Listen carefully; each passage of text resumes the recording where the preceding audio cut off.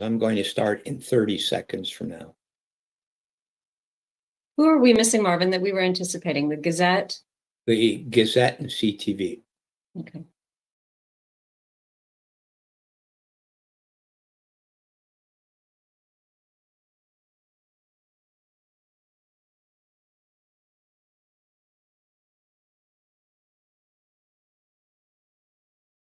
You're going to have to confirm to me that it's recording before I start.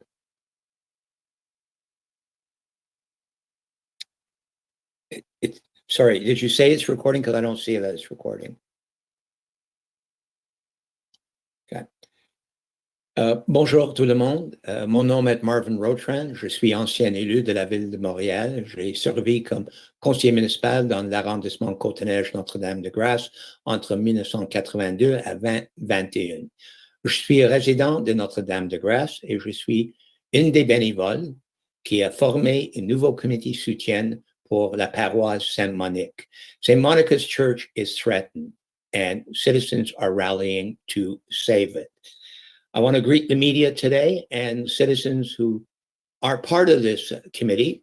We formed the support committee only 3 or 4 days ago, and there are over 60 names already on it. We intend to have several hundred members speaking up for the church within the next couple of weeks. Let me recap what's happened. On October 9th, St. Monica's Church went public. It told the press it can no longer conduct funerals nor weddings. Attendance has dropped by 30%. Donations are way down. They've had to cancel a film shoot that would have produced a lot of revenue. In fact, a lot of events have been canceled. The church is celebrating its 75th anniversary of serving the NDG community. In the last couple of months, since the bike path on Terrebonne Street was installed, the church has suffered a deficit. In fact, the deficit has been recurrent since the bike lane was put in, and it's projected to reach between $60,000 to $80,000 within a year, according to Paul Wong, who will speak later. Paul is the warden of the church. Paul est le marguier de l'Église et il indique que l'Église a souffrir un déficit qui pourrait atteindre $80,000 d'ici 12 mois. Paul told the October 9th press conference that the church might have to shutter. That would be an enormous loss. I'm not Catholic. I'm not a member of this church. And neither are most of these other people either. But we are rallying as neighbors to defend an important community institution. Now, the church hasn't been unreasonable. It approached the borough to say, by taking away all our parking, you are making it impossible for us to operate as a church. We're suffering impacts. They proposed a simple solution, which Paul will tell you about when he gets to speak in a few minutes. The borough did not accord that simple solution. Now, when we held our 9th of October press conference, there was a lot of coverage, including a headline in the Montreal Gazette. We've lost thousands of dollars because of a bike path, NDG Church says. I was a city councilor for 39 years. If I had a major institution in my neighborhood appealing to the public for help, I would have picked up the phone and called them and said, there's a problem there, we have to solve it. I can tell you that no one has called. The local councilors, the local borough mayor, the borough services, no one has called. The situation continues as is. The church faces an uncertain future, but the community is fighting back. In a few minutes, well-known broadcaster Natasha Hall will tell you about the support committee that has been formed and what it plans to do in terms of fundraising, in terms of heightening public knowledge about the situation. Paul Wong will tell you what the church has done in terms of reaching the municipal ombudsman, writing to the borough council, demanding that the bike lane be taken away in winter, and asking the community to come forward. This is a situation that makes us all sad. We shouldn't have to be doing this. I want to clarify for the press that this support committee is there to support St. Monica's. We're also in liaison with other citizens groups, including one called the Association des Citoyens de la rue Terrebonne, the Terrebonne Avenue Citizens Committee, which has a broader agenda, which is working with the 3 schools in the area and with citizens who have lost all their parking and are asking for the bike path to be taken away. Many of us in our support committee support their demands. Others are more narrowly focused only on the church. Today's press conference deals with the situation of St. Monica's Church, but we suspect the schools will soon speak out and support the demand for the removal of the bike lane in winter while negotiations and discussions go on. I'd like to thank Councillor Sonny Morose, who's come here in solidarity with us, and EMSB Commissioner Ellie Israel, who's here in solidarity as well. Je donne la parole maintenant à Natasha Hall. Thank you, Marvin. Bonjour tout le monde. Moi, je vais vous adresser en anglais et puis on peut répondre à des questions en français par la suite. So as Marvin mentioned, we have formed a citizens support committee, and I want it to be known that anyone is welcome to join. As Marvin touched upon, members of the committee aren't necessarily Catholic or members of the parish or even necessarily residents of NDG. What we have in common is that we all recognize that there's a problem, that St. Monica's future is at stake. And to date, there has been little to no sympathy from local elected officials, and we are frankly baffled by it. This is not about being pro-bike path or anti-bike path. This is really about helping a community institution survive. An institution, again, as Marvin touched upon, that has been thriving for 75 years, right up until the installation of the Terrebonne bike path. So our Facebook page has been launched. It is Save St. Monica's. It's really easy to find it. That is where you're going to be able to find all the information about what we're up to, as well as an upcoming benefit concert that's going to be happening at the church on November 24th. So I want you to write that in your calendars right now, November 24th, after the Mass at 12:30. It is going to be so fun, and it is entirely free. So Freddie James is going to be performing. He is, iconic Montreal performer, as well as the Panday Tinig Choral Ensemble. Shout out to Editha Fedelizo. A local artist, Claire Keys, will perform, and Chinatown's Dragon Dancers will also be there. So I think you're getting a sense of it. It's going to be really fun. And like I said, the best part is that it's free, but we will be accepting donations, and they are all tax deductible. So the goal here, thus far for the committee, we're trying to rally support, obviously, but the goal is to help St. Monica's through this rough patch until we can find a more permanent solution. There has to be a more permanent solution. Like Marvin was saying, I'm not Catholic. I had never set foot in St. Monica's until this morning, actually. I tried to attend the funeral of a mother of a dear friend of mine, and the hearse had to be parked on the other side of the bike path, and people had to cross the bike path. The coffin had to cross the bike path. There's something wrong here. Accommodations can be made. So in the meantime, we're going to hold this concert, hope to raise some funds to get St. Monica's through this rough patch. And I just want to state unequivocally that the support committee, we just find it unconscionable that the borough mayor and NDG councillors have put the church in this precarious position. And we 100% support the church's request that the bike path be removed for the winter. Again, as Marvin touched upon, this situation is obviously, it's not unique to St. Monica's, right? Other nearby institutions are affected as well, schools, other churches, residents.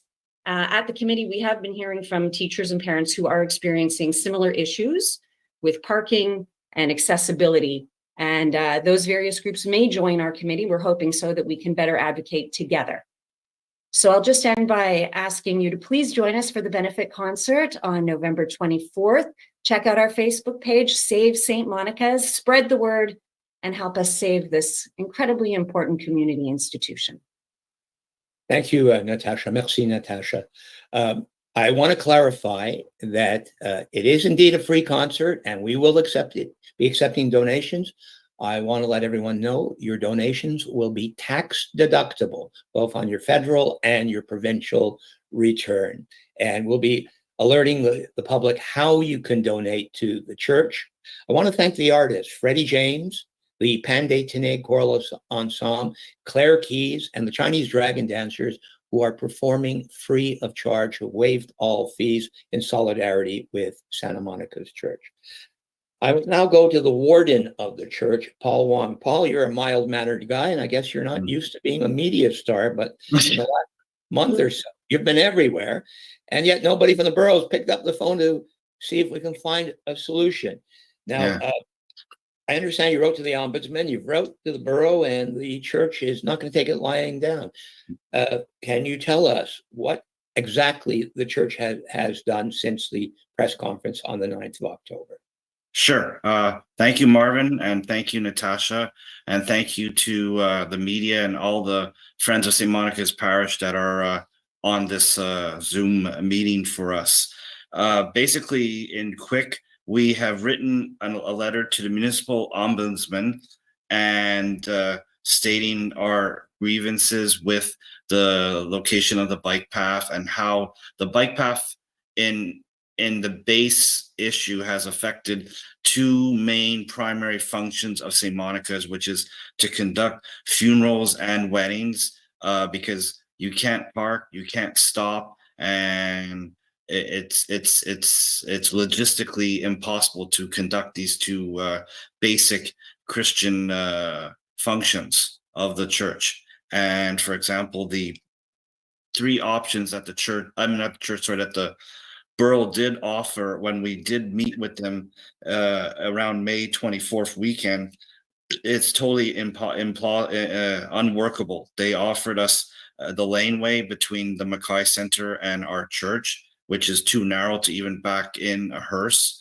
And then they proposed to us just the laneway between the church and the rectory, and it's structurally and it's unsound for us and unsafe for a heavy vehicle to be parked there, because there's a tunnel connecting the rectory and the parish underground.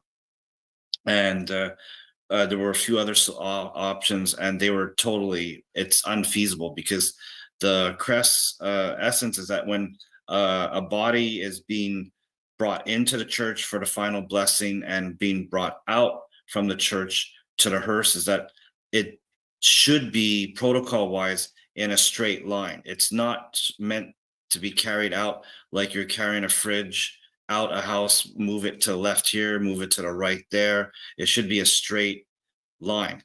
And we mentioned to the borough, based on recommendations from a high ranking member of the executive central city, his solution, and which was simply to have vignettes similar to what they do for snow removal, put on the no parking signs around the church to indicate the bike lane was to be closed for an hour during the funeral service or during the wedding. So the main car, we weren't asking for the whole wedding party to be able to park, but just the main car as well. And they flat out rejected the solution. And I don't see, frankly, why it would be rejected, because they do the same thing during the high Jewish holidays around the synagogue on Rosedale and a few other synagogues in NDG too. So it's like, why is this bike path has to be open 365 days a year, 24/7? I don't know any road in NDG, Montreal, or anywhere on the island that is open 24/7. I mean, it's blocked for snow removal, it's blocked for garbage and recycling and compost pickup. So I mean, why does Terrebonne have to be the exception that it is above that modest request from that we proposed to the borough? And Paul, so you've written to the ombudsman, but yes, can you explain what you've done with the borough? Apparently, you've told me that you've written a letter asking the borough at the borough council meeting on November 4th yes, to take away the bike lane. Is that correct? yes, I've written a letter to them, and we've not received a reply from the borough pertaining to that letter. It's been, to quote the term, radio silence. Okay, well, I understand the letter's been officially sent to the borough, so it will be tabled anyways at the November 4th borough council meeting. I want to let the press know that we'll make the copy of that letter available to them, as well as the tape of this event. I'm taking note of the names of the journalists on the call, and we will email you the information. Paul, is there anything else the church would like to say before we go to question period? Well, basically, in addition to the Freddie James fundraiser, we're going to be having fundraisers all throughout the year also to help recoup the losses and the deficit that St. Monica's is going for. Just basically check our Facebook page, and we'll be also mentioning it on the Save St. Monica's as well as the events happen. There's one happening this Saturday and Sunday. It's a little too late to post on the Facebook page, but we're having a No, big I can sale. post it and I'm Okay. going to show up. It's a bake sale, right? Yes, it's a bake sale. Oh, I'm gonna be there. Saturday at 4 p.m. After the 4 p.m. mass, so it'll be around 5 o'clock in the back of the church. And it's totally accessible. There's a wheelchair ramp for the physically challenged that can't get in upstairs or have mobility issues. And it's going to be Sunday after the 9 a.m. mass, so it'll be around 10:15-ish as well. Thank you, Paul. Before I go to questions, I just want to reiterate, we are a non-partisan group of citizens from all different faiths, walks of life. Most of us live in NDG. We think this is so unjust. We just cannot understand why municipal officials will not try to solve a problem impacting a major institution in the neighborhood. And the timing is so bad. It's its 75th anniversary to boot, and a lot of people can't go to the event. So we're going to do the best we can to raise money and to get the public to ask the same questions. Maybe shining the light on our elected officials will have an impact. J'aimerais savoir s'il y a des questions en français des journalistes. Nobody is signaling. I'm going to ask if there are any questions in English from any of the journalists present. Yeah, I have a question. Just to Your clarify, name- this is your Jack name, Wilson, please. sorry, Montreal Gazette. I just want to clarify, is that letter asking for the bike lane to be removed just in front of St. Monica's or altogether? It says to remove it for its entirety Okay, for the winter months. For the winter. Yeah, it doesn't say take it away afterwards. The church will, Mr. Wilson, I have your email address. I'll send you a copy of that letter, which, clearly states, hey, discussions have got to continue. You've got to solve our problem. I said at the beginning of this meeting, our support group is for St. Monica's because it's imminently threatened.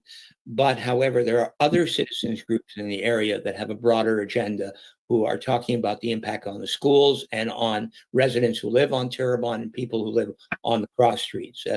Their proposals go farther than ours at the moment. But clearly, I think there's a consensus in the neighborhood that the bike lane has to go for the winter and that the cooler heads should prevail, and there's got to be discussions towards a better thought out plan. okay, and just another question for Mr. Wong. When you're talking about this loss of revenue, are you attributing that mostly to the fact that you can't hold funerals the way you were before? Like, where are you putting, is that just lower attendance as a result of lack of parking, or where are you saying that loss of revenue is coming from?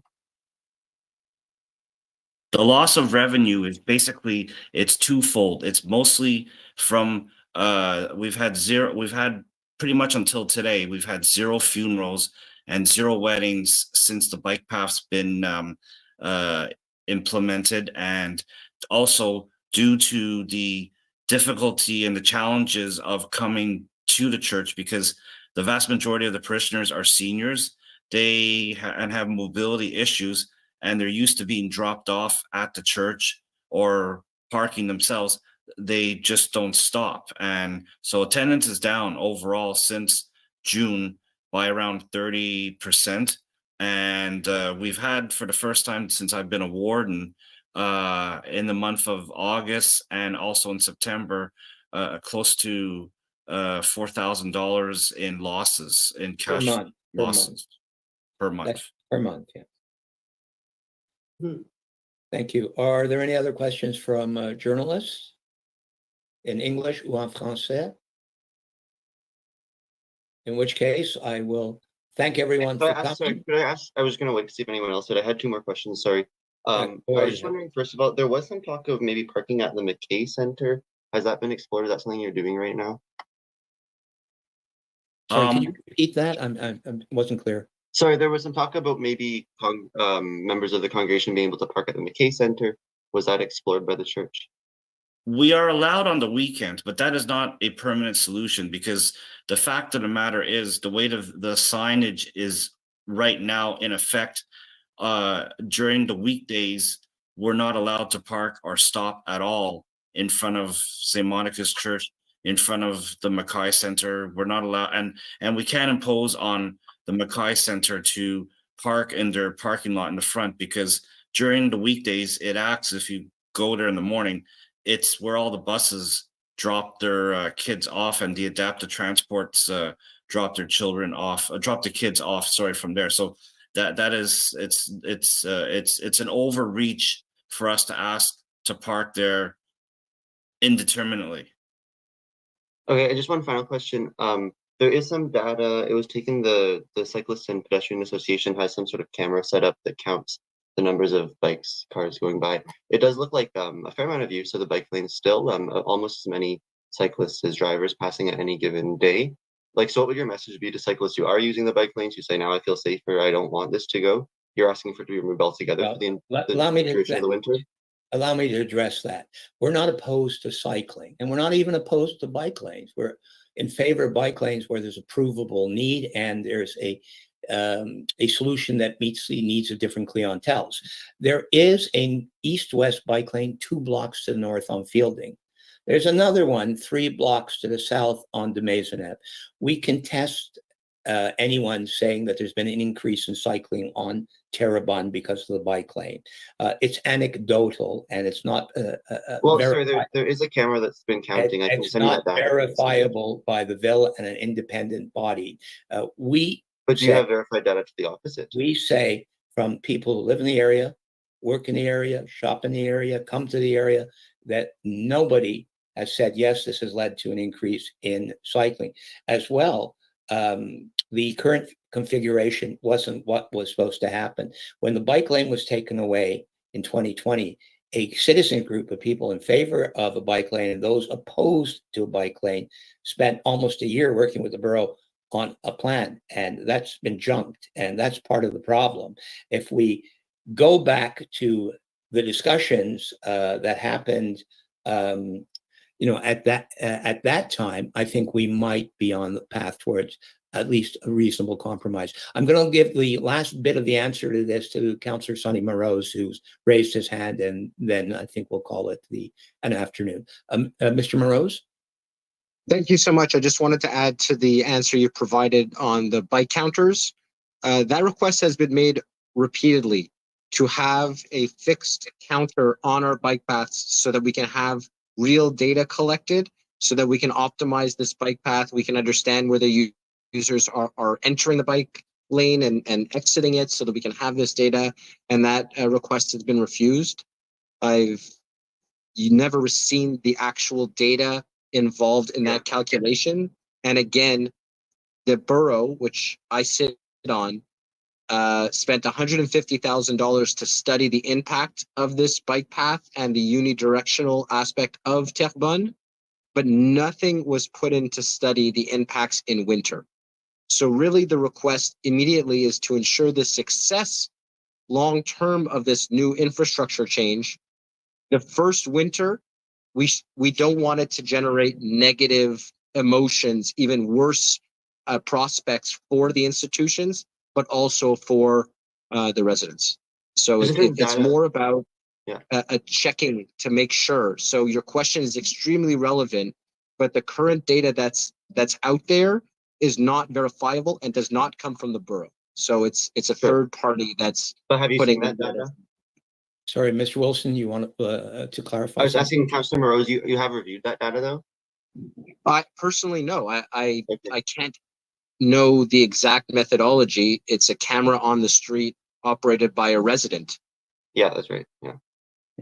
Okay. And no disrespect to Rick Hodge. He has a lot of experience. He's a McGill University professor. And so it's not about doubting the fact that he put up a camera.